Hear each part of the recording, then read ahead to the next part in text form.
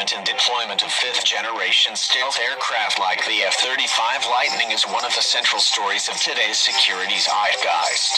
But behind the scenes, several countries are already looking ahead to the design of a sixth-generation jet. The relentless pace of research is arguably driven less by combat experience, of which there is little, and more by a sober assessment that development of a successor will take multiple decades and is better started sooner rather than later.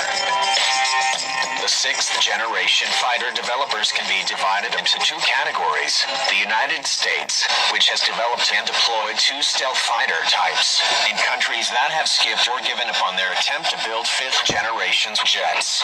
These latter countries have concluded that doing so is so time-consuming and expensive that it makes more sense to focus on tomorrow's technology than try to catch up with today's.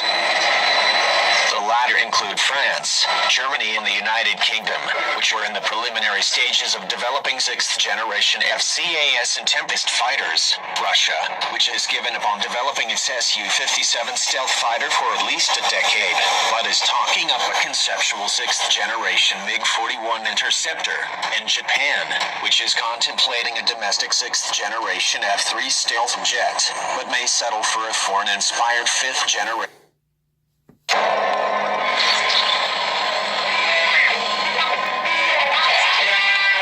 Southeast Asia.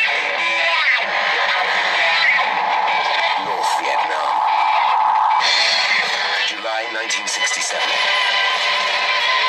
America is bogged down in a messy ground war in North Vietnam. The body count is rising fast. To date, over 6,600 U.S. military personnel have died in the conflict. President Lyndon Johnson wants to finish the job. In an all-out bid for victory, he has upped the number of bombing raids. But the war is thousands of kilometers from American soil, and the bombers need bases.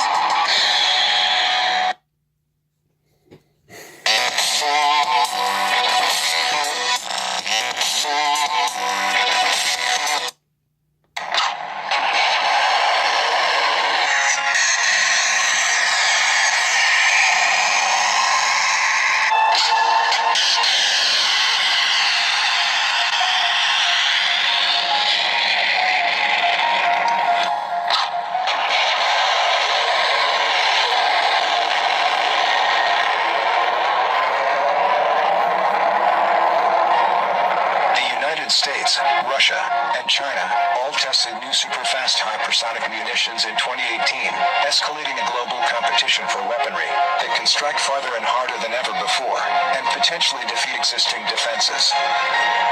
The Russian and Chinese hypersonics tests were the most dramatic, but the much quieter American trial pointed toward a much more immediate and widespread transformation of military capabilities than the Russians or Chinese are likely to achieve. The world's armies have long eyed faster munitions, especially faster munitions that also are maneuverable.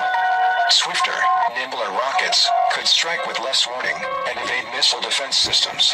Speedier, more streamlined artillery shells could travel farther and impact with greater destructive force. Most experts agree. If a weapon can travel at least 5 times the speed of sound, it's hypersonic. Although some say the munition must be maneuverable, too, to be effective. In late December, Russian President Vladimir Putin announced that the Kremlin had tested the new Vonyard hypersonic rocket. But as a delivery system for nuclear warheads, a Vonyard doesn't actually enhance Russia's military arsenal. That's because Russia's ICBMs already possess the range to strike targets all over the world and the speed to evade all but the luckiest shot by American missile defenses. Indeed, ICBMs in the terminal phase of their flight already are hypersonic. A Vonyard flies lower in the atmosphere than an ICBM, doesn't might be faster than an ICBM is in early phases of flight. The practical differences end there.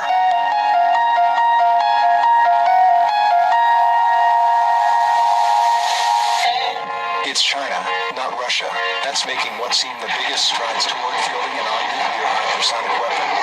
But even China's new weapon is less fearsome than it might appear to be. Ironically, its own sophistication holds it back. Around the same time Putin announced the results of the Vonyard test, Chinese warship sailing the open ocean while armed with an electromagnetic railgun that could be capable of firing shells at hypersonic velocity. A railgun propels its projectiles by way of magnetic force, as opposed to explosive powder charges that conventional guns use.